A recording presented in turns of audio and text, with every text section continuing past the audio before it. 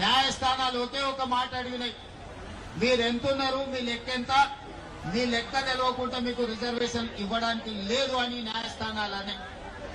ఈ అంశాన్ని పాదయాత్ర సందర్భంగా మా సంఘాల సోదరులు రాహుల్ గాంధీ గారి దృష్టికి తీసుకెళ్లారు. రాహుల్ గాంధీ గారు మా అందరితో చర్చించినప్పుడు దీనికి శాశ్వతమైన పరిష్కారం జనగణనతో పాటు కులగణన జరగాలి, ఈ దేశంలో ఎవరు ఎంతమంది ఉన్నారో లెక్క తేలాలి, దామాష ప్రకారం నిధులు నియామకాలు చేపట్టాలి అనే ఆలోచన కాంగ్రెస్ పార్టీ నిర్ణయం తీసుకున్నది. ఇది కాంగ్రెస్ పార్టీ విధానపరమైన నిర్ణయం. ఒక్కసారి కాంగ్రెస్ పార్టీ విధానపరమైన నిర్ణయం తీసుకున్నప్పుడు రాహుల్ గాంధీ గారు స్పష్టంగా పాదయాత్ర సందర్భంలో చెప్పిండు, మేము ఎక్కడ అధికారంలోకి వచ్చిన వెంబడే కులగణన చేసి తీరుతాము, కేంద్రంలో కూడా ఎర్రకోట మీద జెండా ఎగిరేసి ఈ దేశంలో జనగణనలో కులగణను చేర్చి ప్రతి కులం యొక్క లెక్క తేల్చి ఉద్యోగ ఉపాధి అవకాశాలే కాదు రాజకీయ రిజర్వేషన్లు కూడా పెంచుతాం దామాష ప్రకారం అని చెప్పి రాహుల్ గాంధీ గారు చెప్పడం జరిగింది. మరి మిత్రులారా, ఈ రోజు పార్టీ విధానపరమైన నిర్ణయం తీసుకొని రాహుల్ గాంధీ గారు ఈ దేశంలో ఉన్న 70 కోట్ల బలహీన వర్గాలకు మాట ఇస్తే ఆ మాట నిలబెట్టాల్సిన బాధ్యత ప్రతి ఒక్క కాంగ్రెస్ పార్టీ కార్యకర్తగా ఉన్నది. అందులో భాగంగానే నేను ఏ సామాజిక వర్గమైనా నా మీద ఏ ఒత్తిడి ఉన్నా రాహుల్ గాంధీ గారు ఇచ్చిన మాటను నిలబెట్టడానికి మొదటి సంవత్సరంలోనే, అసలు వాస్తవంగా చెప్పాలంటే డిసెంబర్ 7 నాడు మనము ప్రభుత్వాన్ని ఏర్పాటు చేస్తే ఫిబ్రవరి 4, 2024 నాడే శాసనసభలో మా మిత్రుడు పొన్నం ప్రభాకర్ గారి చేత తీర్మానాన్ని ప్రవేశపెట్టి 100 రోజులు తిరగక ముందే బలహీన వర్గాల లెక్క తేల్చడానికి చట్టసభలలో తీర్మానం చేసిన చరిత్ర మా ప్రభుత్వానికి రాహుల్ గాంధీ గారి నాయకత్వం అని. అక్కడి నుంచి మొదలుపెట్టి ఆ ప్రక్రియను ఫిబ్రవరి 4, 2025 నాటికి పూర్తి చేసి చట్టసభలలో ప్రవేశపెట్టినాం. అందుకే ఫిబ్రవరి 4 తారీఖును ఈ రోజు సోషల్ జస్టిస్ డేగా ఎప్పటికీ శాశ్వతంగా జరుపుకోవాలని రాష్ట్ర ప్రభుత్వం నిర్ణయం తీసుకొని ఫిబ్రవరి 4ను సోషల్ జస్టిస్ డేగా ఈ రోజు మనం నిర్ణయించుకున్నాం. మిత్రులారా, ఇవాళ మీరు ఆలోచన చేయండి, ఆనాడు తెలంగాణ ఉద్యమం జరిగిందే ఉద్యోగాల కోసం, ఉపాధి కోసం.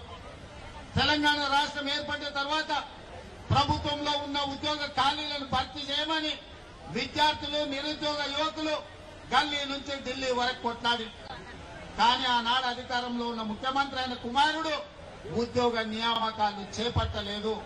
ఎన్ని పోరాటాలు చేసినా, ఎంతమంది పిల్లలు కొట్లాడినా, ఎంతమంది పిల్లలు ప్రాణాలు ఇచ్చినా ఆనాడు అధికారంలో ఉన్న వాళ్లకు చెవికెక్కలేదు. అందుకే ఎన్నికల సందర్భంగా పాదయాత్ర చేసినప్పుడు నేను తెలంగాణ నిరుద్యోగ యువకులకు ఒక మాట చెప్పిన, ఇక మీరు ఉద్యోగాలు ఇవ్వండి అని అడగకండి, తండ్రి కొడుకుల ఉద్యోగం ఊడగొట్టండి, మీ ఉద్యోగాలు మీ ఇంటికి వస్తాయని ఆనాడు నేను చెప్పిన.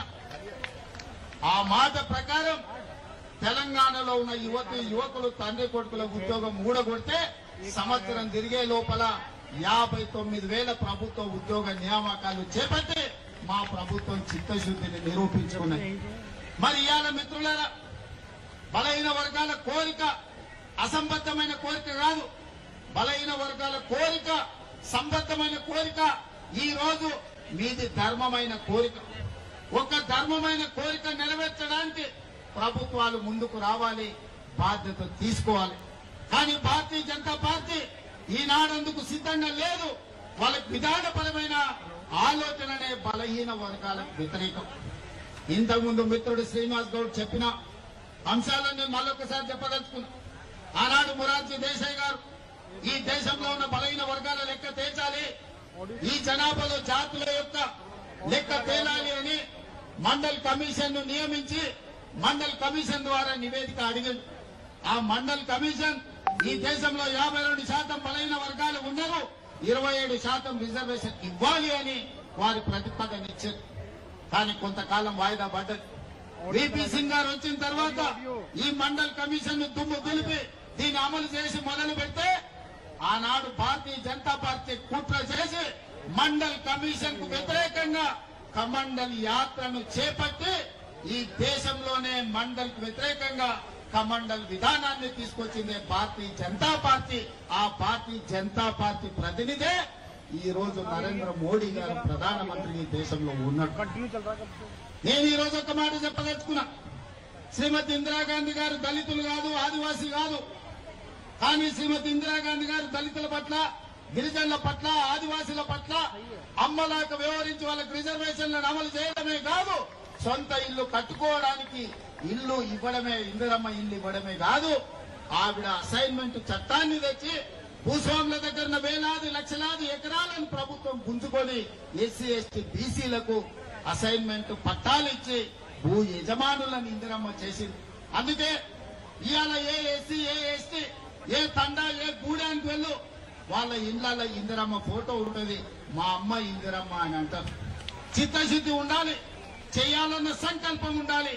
అందుకే ఇందిరమ్మ ఈ రోజు దళితులకు, గిరిజనులకు, ఆదివాసీలకు అమ్మగా మారి ఇవాళ మిత్రులందరూ చెప్తున్నారు భారతీయ జనతా పార్టీ ఈ విధానానికి బీసీలను బలపరచాలన్న ఆలోచనకు వ్యతిరేకము.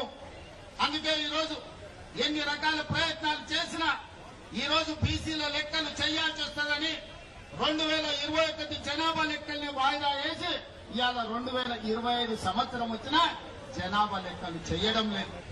ఎందుకంటే రాహుల్ గాంధీ గారు డిమాండ్ చేసిండ్రు, ఈసారి జనాభా లెక్కలల్లా కులగణన జరగాలి, జనగణనతో పాటు కులగణన జరగాలి, ఆ నివేదిక ప్రకారమే రిజర్వేషన్లు పెంచాలి అని. అందుకే ఈరోజు బీజేపీ కుట్ర చేసి జనగణన వాయిదా పెట్టుకుంటూ వస్తుంది. ఇది మనందరికీ తీర నష్టం. ఇది ఒక బలహీన వర్గాల సమస్య కాదు, ఇది బహుజనుల సమస్య. బహుజనులందరూ ఏకమై లెక్కలు తేలుస్తేనే తప్ప, మీ లెక్క పక్కాగా ఉంటే తప్ప మీకు ఉద్యోగ ఉపాధి, అదే విధంగా రాజకీయ రిజర్వేషన్లు పెరగవు. అందుకే మిత్రులారా, మనం అక్కడ గల్లీ నుంచి సంఘాలతో మాట్లాడినాం, సంస్థలతో మాట్లాడినాం, ప్రజాప్రతినిధులతో మాట్లాడినాం. ప్రభుత్వం చర్చలు చేసింది, నివేదికలు తెప్పించింది, జనగణనలో కులగణన చేసింది. మొత్తం లెక్కలు తేల్చి తెలంగాణ రాష్ట్ర ప్రభుత్వం బలహీన వర్గాల లెక్క 56.36% అని ఇవాళ లెక్క తెల్చిన రాష్ట్రం ఈ దేశంలోనే మొట్టమొదటి రాష్ట్రం తెలంగాణ రాష్ట్రం అని చెప్పి నేను ఈ సందర్భంగా తెలియజేస్తున్న మిత్రులారా, ఇవాళ ఏ రాష్ట్రంలో, గుజరాత్ తో సహా భారతీయ జనతా పార్టీ అధికారంలో ఉన్న ఏ రాష్ట్రంలో కూడా ఈ కులగణన చేయలేదు. ఈ దేశంలో మొట్టమొదటిసారి రాహుల్ గాంధీ గారు ఇచ్చిన మాటను నిలబెట్టుకొని తెలంగాణ రాష్ట్ర ప్రభుత్వం ఒక దిక్సూచిగా ఈ దేశ రాజకీయాలకే ఒక వెలుగుగా ఇవాళ తెలంగాణ రాష్ట్ర ప్రభుత్వం ముందుకొచ్చింది. ఇవాళ లెక్కలు తెచ్చడమే కాదు, మిత్రుడు జాజుల శ్రీనివాస్ అన్నట్టు, మా మిత్రుడు మహేష్ గౌడ్ గారు చెప్పినట్టు స్థానిక సంస్థల